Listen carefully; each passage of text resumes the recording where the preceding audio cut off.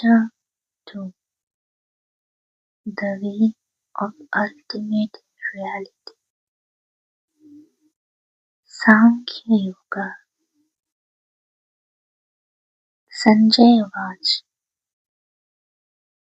तं तथा कृपया विष्टमश्रु पूर्णकुलेक्षणं विषीदन्तमेदं वाक्यमवाच Madhusudana. Sanjay said to Arjun, who was thus overwhelmed with pity and whose troubled eyes were filled with tears, Madhusudan spoke these words. Shri Bhagavan uvaच Kutastava kashmal namindam vishami samupasthitam anarya cheshtamasvargya makirti karmarjuna. The Lord said, in this crisis, O Arjun, whence comes such lowness of spirit, unbecoming of an Aryan, dishonorable, and an obstacle to the attaining of heaven? Crisis is when the highest standard of chivalry, honor, and discrimination is demanded, unbecoming to an Aryan. Non-Aryans are generally insensitive to the inner feelings of righteousness and nobility. Heaven, a life fulfilled, deserved happiness and enjoyment in heaven is a Kshatriya's goal after death. With words of biting reproach, Krishna tries to rouse Arjun's drooping spirits. Klabhyam masma gamaha partha netakta yupapagdate shrutam hidayadaur paryam tyakta uktishta parantap. Do not yield to unmanliness, O son of Pritha. It does not become you. Shake off the space-faint-headedness and rise, a scorcher of enemies. Krishna, the great psychologist that he is, knows very well that soft expressions of sympathy do not invigorate a drooping soul. Lashing words of strength are indeed needed to rouse its forgotten manliness. Compare what the Lord said under similar circumstances to Job. Gird up now thy loins like a man, which is in Bible. Arjun uvaच Katham Bhishma Maham Sanghe Dronam ch Madhusudan Ishubheha Pratiyotsyami Mujarhavarisadan. Arjun said, but how, O destroyer of Madhu, O slayer of enemies, can I fight with arrows on the battlefield against Bhishma and Drona, who are worthy of my worship? This is because Bhishma and Drona are Arjun's grandsire and teacher. Guruna hatva hi mahanubhavan shreyo bhoktum bhakshamapihi loke hatvarthakamastu gurunihe bhunjya bhogan tirpratidhan. It would be better needed to live on alms in this world rather than to slay these high-souled teachers. But if I kill them, even here I shall enjoy wealth and desire stained with their blood, and this world will be turned into hell. न चैतत्म कतरत्र यो यथा जयेम यदि मानुजयुः यानेव हत्वा न जिजीविषाम स्थितस्तथा प्रमुखे धार्तराष्ट्र. We do not know which would be the better for us, that we should conquer them when they should conquer us. Arrayed against us stand the very sons of Dhritarashtra, after slaying whom we should not wish to live. That we should conquer, we should enjoy wealth, desires, but stained with blood, and our victory would be turned into a defeat. They should conquer, we should then live on arms without slaying the enemy, and our defeat would be a triumph of spirituality. Karpanya dosho Bahatasvabhava Prichhami Tvam Dharma Sammooಢa Cetaः Yaccheya Syat Broohi Tatme Shishasteham Shadiman Tvam Prapatram. Overpowered in the very essence of my being by the evil of commiseration, my mind confused upon dharma, I supplicate you, tell me in sooth which is better. I am but your disciple. Instruct me, who have taken refuge in you. Evil of the commiseration is the commiseration for Arjun, and evil because it has confused his judgment. Dharma, that which holds together. As such, it means the inmost constitution of a thing, the law of its inner being, which hastens its growth and without which it ceases to exist. The secondary meaning of the word is duty, religion, righteousness. The dharma of a man is not imposed from outside, it is acquired by him as a result of his actions in the past life. Every action leaves behind a tendency or impression in the subconscious mind. A man's character is the sum total of these tendencies. That cannot destroy them. It is these tendencies that determine his dharma, duty, and in order to be true to himself, he must act according to his dharma. Fighting in a just cause is the dharma of a kshatriya, while the same thing is a sin from a Brahmin. It is contrary to the law of his being. To mold one's action according to the law of one's own being is therefore dharma, the religion or way to liberation. To every individual, it acts as the wind that blows away the cloud of ignorance created by man's past actions, which hides the sun of his divine heritage, and any action contrary to a man's dharma only makes the cloud thicker. Disciple.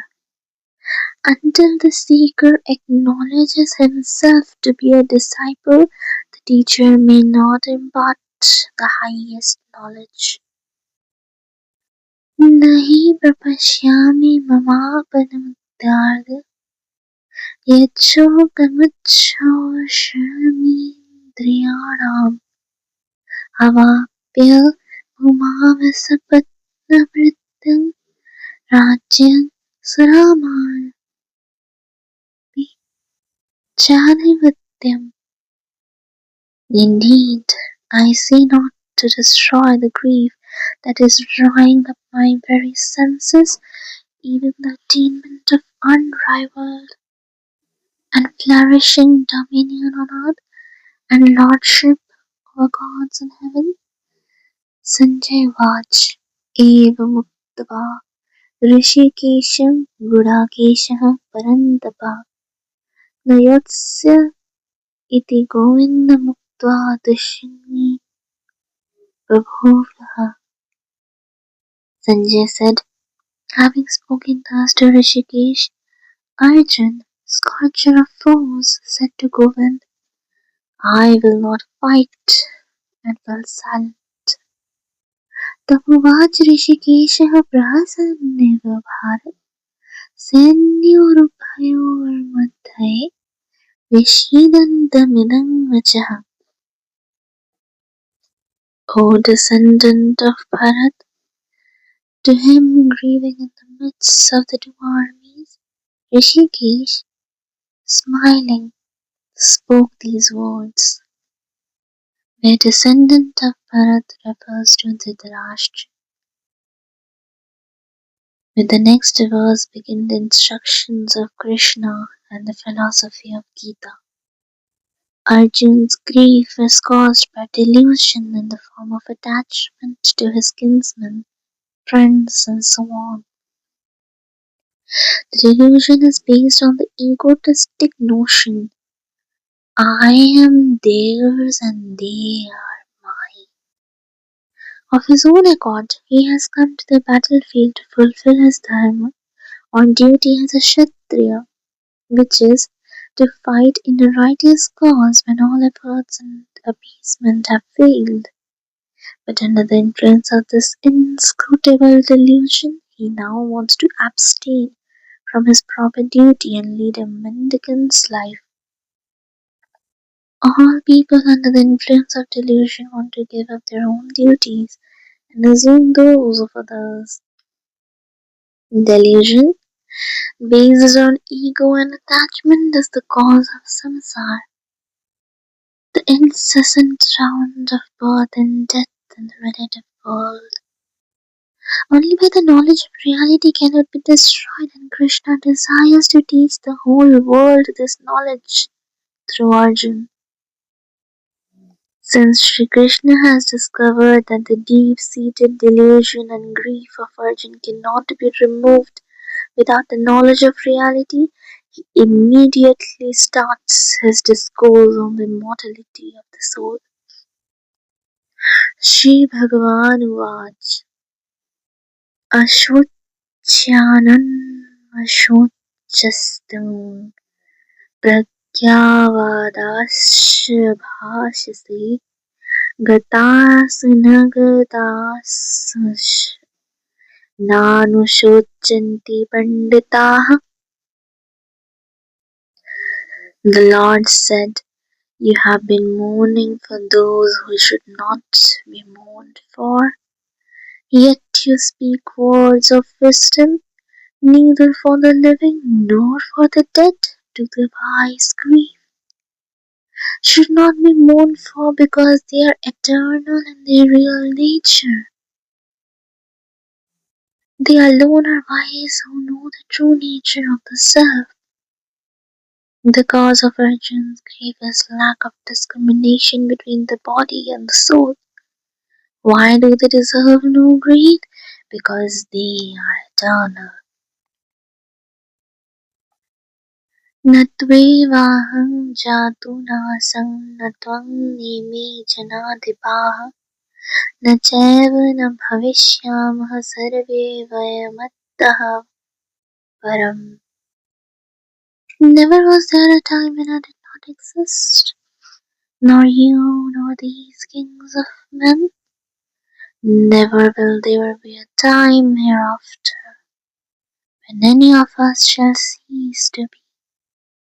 Obviously, Sri Krishna does not mean that our body, subject to birth and death, are eternal, but as the Atma, the Self, we exist in all three periods of time, past, present, and future. That the self is eternal is expounded by an illustration. Dehi notsmyan yatha dehi kaumarang yavanam jara तथा देहान्तरप्राप्तिर्धीरस्तत्र न मोहयति. Even as the embodied self passes in this body through the stages of childhood, youth, and old age, so does it pass into another body. Calm souls are not bewildered by this, because the embodied self is the soul assuming a physical body, and the calm soul is calmness due to self-knowledge. And the transition from childhood to youth is not marked by any change in the identity of the soul. This is also true of the transition to middle age, old age, and senility. The soul remains unchanged through all the variations that take place in the body. Just so, the soul also passes unchanged into another body after death. Birth and death are spoken of with regard to the body and not the soul. It may be true that a man of self-knowledge is not deluded by death, but how should ordinary people conduct themselves? People who believe in the happiness and suffering of the soul due to the contact with the pairs of opposites, such as heat and cold, or pleasure and pain. मात्रास्पर्शस्तु कौन्ते शीतोष्ण सुख दुःखदा आगमापायिनो नित्यास्तां स्थितिक्षस्व Bharat. Notions of heat and cold, of pain and pleasure rise, O son of Kunti, only from contact of the senses with their objects. They come and go, they are impermanent, endure them, O Bharata. They come and go as indistinguished from the permanent self. Endure them, do not give yourself to joy or grief on their account. The two epithets by which Arjun is addressed point to his noble lineage on both his mother's and his father's side. What good comes to him who endures heat and cold and the like? Yang hina vyarthayante purusham purushashava samadukha sukham dhirang satmittatvaya kalpite. That calm man who remains unchanged in pain and pleasure, whom these cannot disturb, alone is able, greatest of men, to attain immortality. Shri Krishna is thus speaking to the stoic calmness in which agitation of feeling is not outwardly expressed. The calmness of which he speaks is based on the knowledge of the soul's immortality. Endurance, coupled with discrimination between the real and the unreal, detachment from worldly objects and pleasures, prepare the aspirant for right knowledge, which alone leads to liberation. Vedanta defines endurance as the bearing of all afflictions without wishing to redress them, while being free from all anxiety or regret on their account. An additional reason is given for abandon, grief, and delusion. Na satu viddhate bhavo na bhavo viddhate satah ubhayorapi drishtontasthavannayostattva darshibhya. The unreal never is. The real never ceases to be. The conclusion about these two is truly perceived by the seers of truth. The determination of the nature of reality is the quest of philosophy. The real is that which is always the same, and the unreal is that which does not remain the same. The real remains the same through past, present, and future. It always is. The object conditioned by the law of cause and effect is not absolutely real.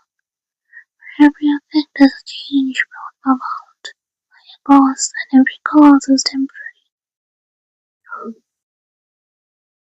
The unreal never remains the same for two successive moments. The whole of the phenomenal world is unreal. Whatever did not exist in the past or will not exist in the future cannot really exist in the present. Names and forms which constitute the phenomenal world did not exist before the soul came under the influence of ignorance. They will disappear with the destruction of ignorance. Like the objects seen in a dream, names and forms are perceived only when the soul is overpowered by ignorance.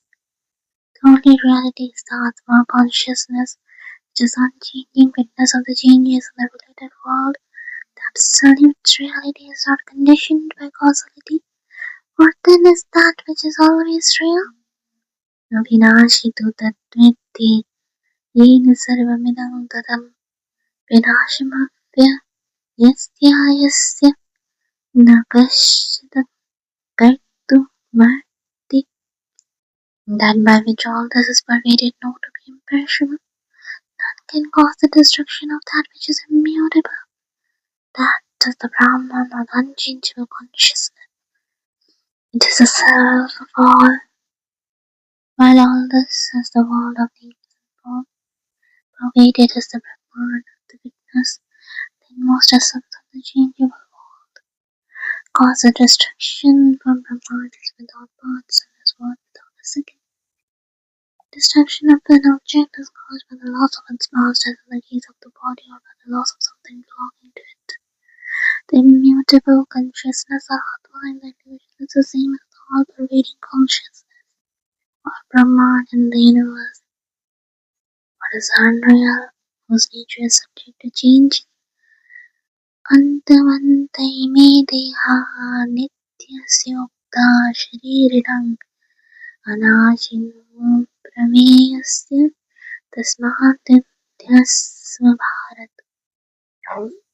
Only the bodies of which is this eternal, imperishable, incomprehensible self-essent dweller are said to have an end.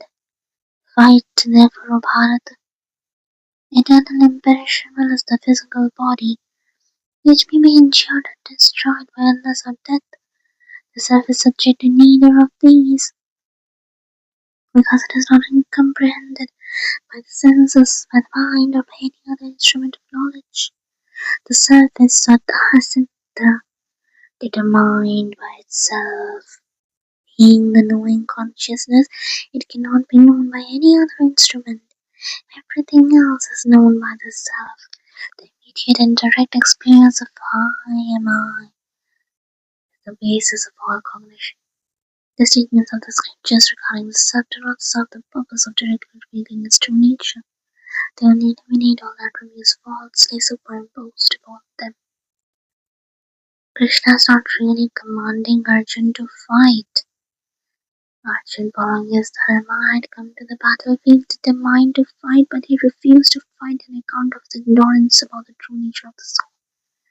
The Lord wants to remove this ignorance and leave him free to do what he considers to be right. That Bhishma, Drona and others are going to be killed by Arjun is a false notion on his part. Nyayanam vidyantaram yaschenam matyate hatam vahutuna vijayatu nayam hanyate. He who looks on the self as the slayer and he who looks on the self as the slain, neither of these apprehends the right. The self-slaying is not nor a slain. The agent of slaying is the ego, and the object of slaughter is the body. Therefore the self which is different both from the ego and from the body is neither the slayer nor the slain. Why is the self immutable? Najayate mriyate akadachinanayam bhutva bhavita bhavanabhaya ajo nityah shashwatotyam purano nahanyate hanyamane sharire. It is never born, nor does it ever die, nor having once been does it again cease to be. Unborn, eternal, permanent and primeval, it is not slain and the body is slain. This was describes the absence of the six kinds of modification inherent in every living thing. Birth, subsistence, growth, transformation, decay, and death. The self is altogether changeless. The proposition stated is that the self is neither the agent nor the object of slaying. The reason for this is its immutability. Now, the proposition is concluded.